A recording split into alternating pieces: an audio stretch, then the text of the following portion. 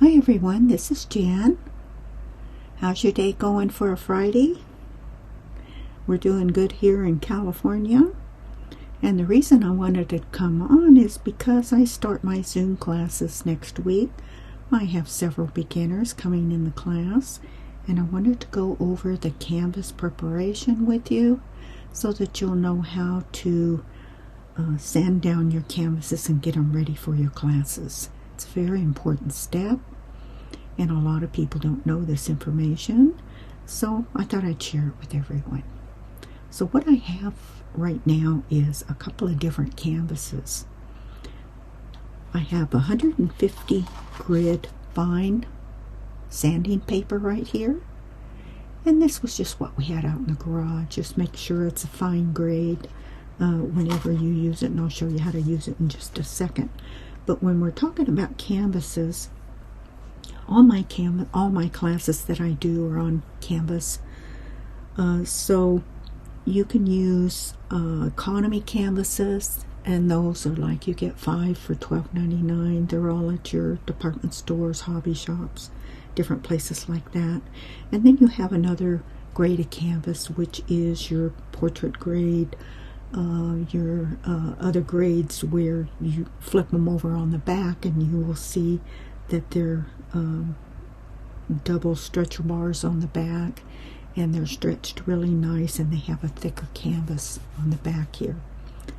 So whenever you're looking for your canvases, that's kind of how you can tell. Also the price, if you go get a canvas like this, it's probably going to be double that price. It's probably going to be $25 instead of $25 or for 10 of them or something. So that kind of gives you an idea also.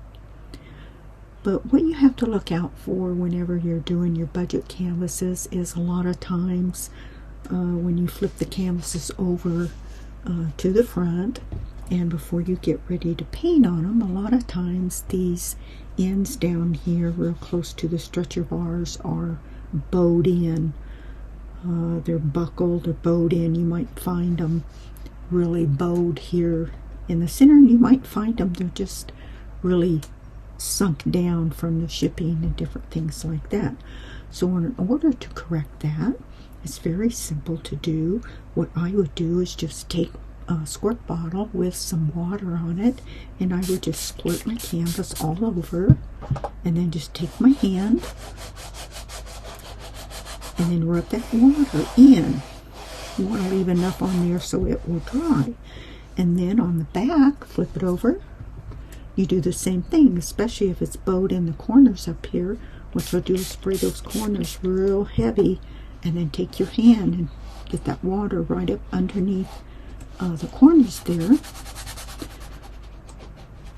And then you go ahead and let both sides dry. It'll only take about 30 minutes, 45 minutes for all that to dry. And then when you turn it back over, you're going to be really surprised, because when you tap on it, it's going to feel like a drum. It's going to be really, really tight whenever you tap on it once it's dry. Okay, so that's what you're going to do on your economy canvases before you paint on them. Now, another thing that you want to do on either canvas means I don't have to do any prep on this one here, and the reason is because this is a thicker fabric and a better quality fabric than what you have on the economy. So I don't have to do any kind of preparation on this. I could go ahead and even paint on it. But for myself, what I would do, I'd probably sand this one down also whenever I do it. So let me put this one aside here. And what you would do on economy canvas here, you take your sandpaper and you're going to sand this direction over the whole canvas. Then you're going to flip your hand around. You're going to sand it this way. And you're going to have a lot of sandpaper dust off of that, and gesso dust. And you just take a wet rag or paper towel and just go like this all over the canvas and take that off, and then you just go ahead and let it dry again until you're ready to paint. You won't believe how rough a canvas is until you feel of it before you sand it. Then sand it, let it dry, come back and then feel of it again. It'll be so smooth. You'll go, wow, I really didn't know that. And a lot of people don't know that. Now, a lot of people don't realize also whenever you have your economy canvases, they also are wear and tear on your brushes. So we had to sand all our canvases down 50 years ago because everybody painted in oil, and we also used sable brushes. Well, sable brushes are $30 a brush, and they're more than that now. So it would wear down the sable. It would wear down the edges. You might start out with a filbert. See how it's rounded across the top? Well, if you have a rough canvas and you're constantly going like this against that rough canvas, pretty soon you're going to have a flat edge across there because it's going to eat down that oval shape that you have already on there. Okay, now it won't wear them down as fast with the synthetic brushes that you use to do acrylics with, but if you use sables to do your oils, boy, you don't want to wear those down because they're too expensive.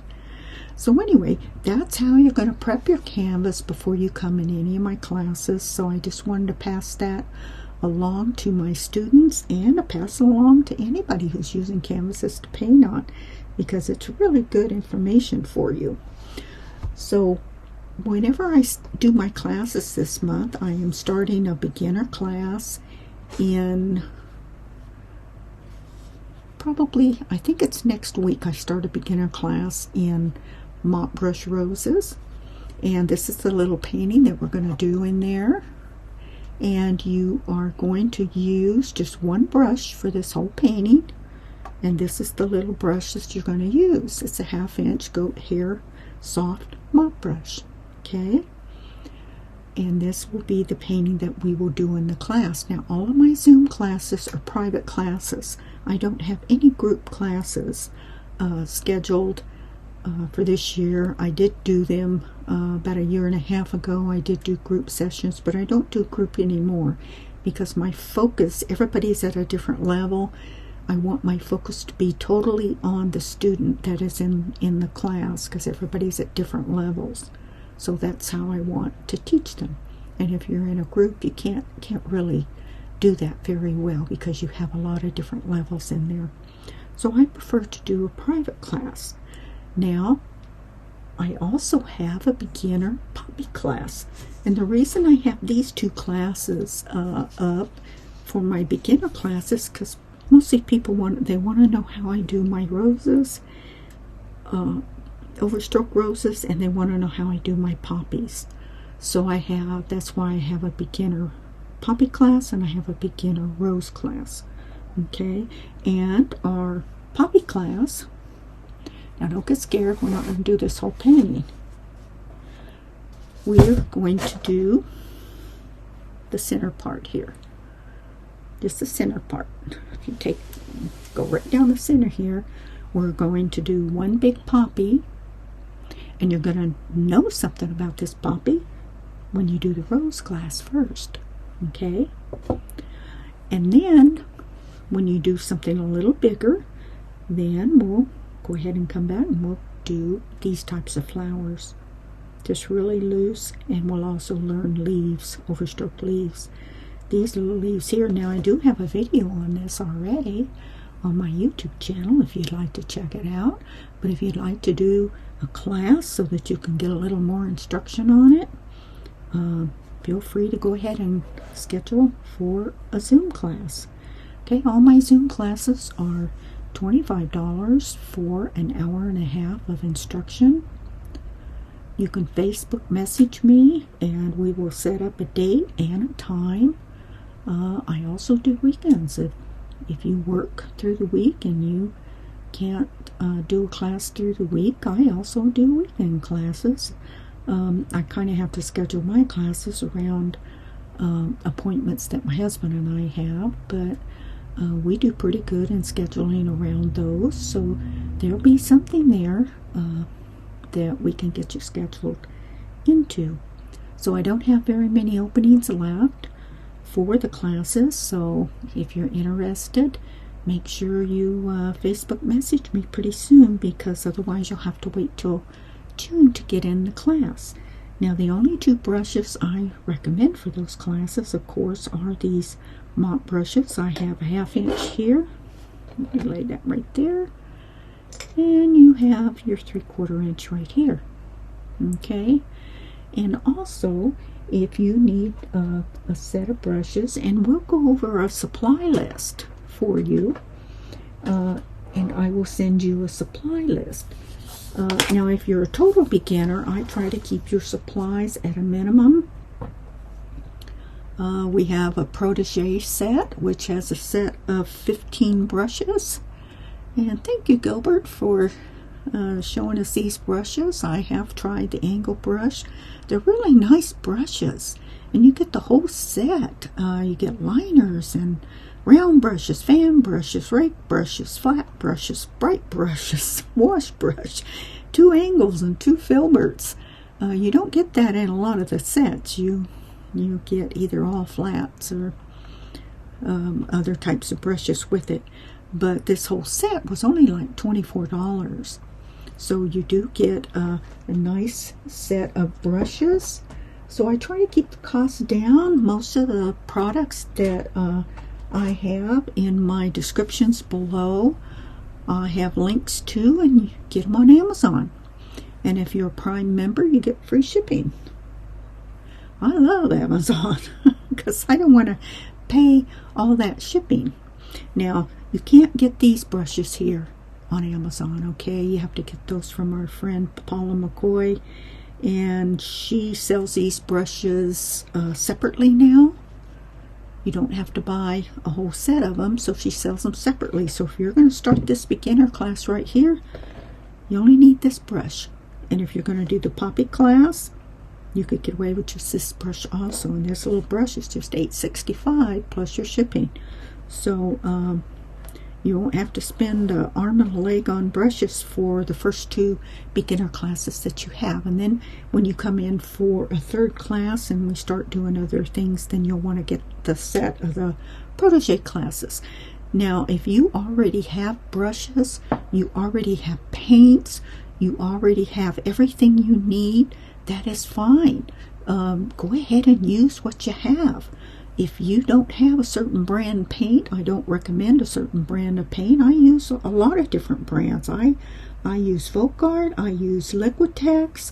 I tried another brand the other day, which was your Arteza brand. That's a great brand. I use Americana brand.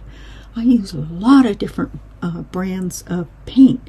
The only thing that you would have to get would be your blending gels. I use blending gel because I like to paint like oils. That would be another thing that you would have to get in my classes. You'd have to get some of this blending gel. If you already have it, great. If you don't and you want to do large size paintings, then I recommend the slow drying medium. Why? Because this will have a little more open time on it than your blending gel. Most of the time you can get away with just using your blending gel with any of your paints. So that's just a brief overcap of what we have coming up in the classes. So if you have any questions, Facebook message me. I'd be glad to answer any of your questions, and I look forward to see you in class next month. Also, not next month, I mean this month. If you want to sign up for June, I have June classes. I can start registration on those too. So thank you so much for watching this video, and I hope to see you in class, and we'll have a lot of fun learning how to paint. Okay, bye for now.